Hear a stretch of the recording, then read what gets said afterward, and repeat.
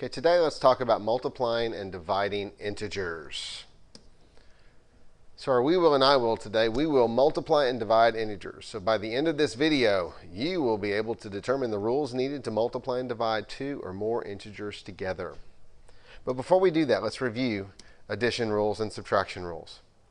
When you're adding, we know that it's an addition problem because there's a plus in the middle of the problem. And we know that if our signs are alike, we add and keep the sign. Positive and positive make more positives. Negative and negative make more negatives. But if our signs are different, we're going to subtract our numbers because we're going to take away the zeros. One positive and one negative make a 0. And then we're going to take the sign of the largest absolute value. And that's what ABS stands for, absolute value, or the number that is farthest from 0. But for subtraction, what we're going to do is we're going to change it. We're not going to do subtraction. We're going to change it. How do we change it? We're going to change our subtraction sign to an addition sign and the next number to its opposite. And then it becomes a plus problem, so we're going to revert back to our addition rules. Signs alike add, signs different subtract. So let's go right on into multiplying and dividing. What if I had a problem that said 2 times 3? Well, if you go back to the root meaning of multiplication, it means groups. So the way we would read this problem is, I've got 2 groups of 3. And since we're talking about positives and negatives, we're going to say we've got 2 groups of positive 3. So here's what that looks like. 1 group and 2 groups. And we've got 2 groups of positive 3.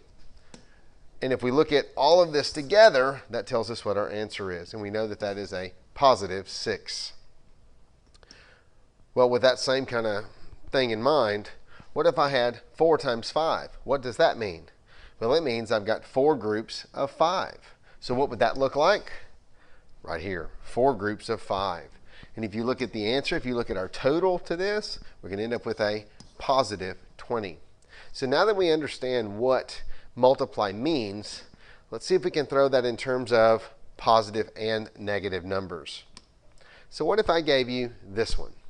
So if 2 times 3 means 2 groups of positive 3, and 4 times 5 means 4 groups of positive 5, what does 2 times negative 3 mean? Right, 2 groups of negative 3. And we use the red chips to represent negative. So I've got 2 groups of negative 3. When we look at our entire answer here, that tells us that our answer is negative 6. Negative 6. Well, let's keep going with that. So if the first one, 2 times 3, means 2 groups of 3.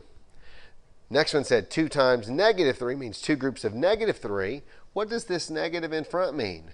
Well, if we just don't pay any attention to that negative at the beginning and go back to the original problem here of just 2 times 3, that means I've got 2 groups of positive 3. Okay, 2 groups of positive 3. Now this negative in front, what it really means is I want the opposite of that. So what is the opposite of 2 groups of positive 3? 2 groups of negative 3. And what would our answer be? Negative 6. Okay. So what about this one then? What if I had 2 groups of negative 3? And this problem says negative 2 times negative 3. So originally, if we don't pay any attention to this first negative, this problem means 2 groups of negative 3. So if I had 2 groups of negative 3 out, the negative in front says I want the opposite of that.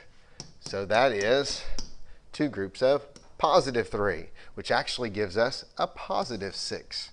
So what we find out as we go back through these questions, a positive 2 times a positive 3 gives us a positive 6.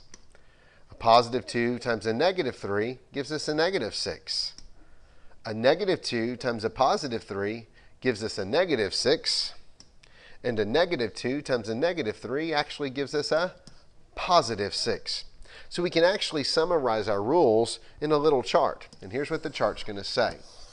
We have a little chart like this. We're going to say signs on problem, and then sign on answer.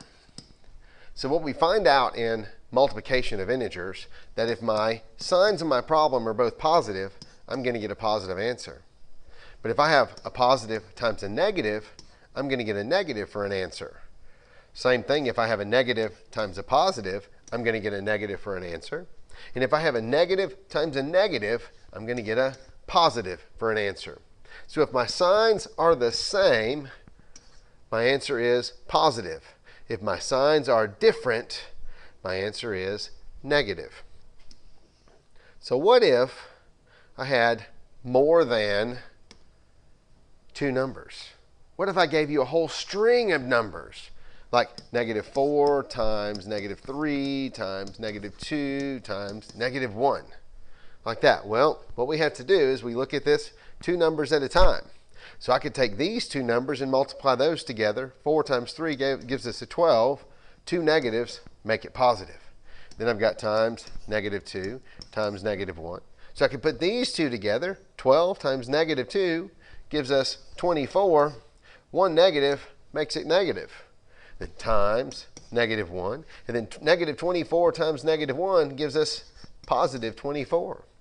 So what we find out through multiplying these problems together, several of them together, you find out that you basically have these rules. That if I have two numbers, I can use this set of rules here. Signs alike, your answer is going to be positive. Signs different, your answer is going to be negative. But what we find out more often than not, we're going to have more than two numbers. So we have to come down here and we have to look at this right here. And this works for all problems. All you have to do basically is there's two steps. Step number one, multiply your numbers just like you always have. Multiply your numbers. Next, count your negative signs. If you have an even number of them, 2 of them, 4 of them, 6 of them, they always pair up. The way I kind of think about it is, how many pencil marks does it take to make a positive? It takes 2. So it takes 2 negatives to make a positive. But if you have an odd number of negatives, you're always going to have one that's left out. That one negative will make the whole problem negative. So let's see if we can do a couple of questions. Here are a few problems. Now, like I said, step number 1, multiply. Step number 2, count your negatives. So in this first problem here, we have 4 times -6. So step 1, 4 times 6 is 24. How many negatives do you see? One negative, so my answer is -24. Okay. Problem number 2, 3 times 6 times 2. Step 1 is multiply. So 3 times 6 is 18, times 2 is 36, and then we go count our negatives. Here's one negative, here's 2 negatives, here's 3 negatives. Well, these two go together to make a positive, but this one here, it makes the whole thing negative. Okay. Problem number 3, 5 times 3 times 2 times 1 gives us 30. How many negatives do you see?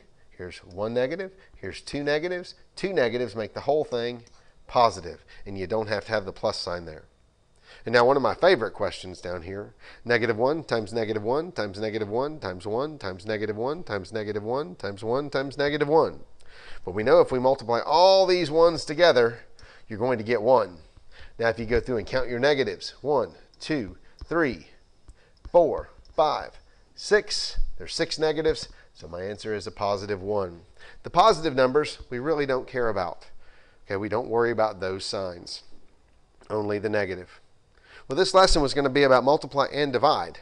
So let's talk about division real quick. What if I gave you a division problem? 9 divided by 3. Well, just like in multiplication, it means groups of numbers. This one means we start off with numbers. So this one says I start off with 9. So I start off with positive 9. And it says divided into 3 groups or divided into groups of 3, either one. So I'm going to divide it into 3 groups. 1, 2, 3. There's 3 groups. And then we just keep putting them in those 3 groups. And whatever ends up in one group is my answer. So I end up with a positive 3. So 9 things divided into 3 groups or groups of 3. We end up either with 3 in a group or we end up with 3 groups. So our answer is positive 3. But what if I had this? -9 divided by 3. Well, that just means I start with negative, and I still do the same exact thing. I divide it into 3 groups. And what did we end up with in each group? We ended up with a negative 3 in your answer. Okay, now what if we had positive 9 divided by negative 3? Well, positive 9 says I start off with 9 positives,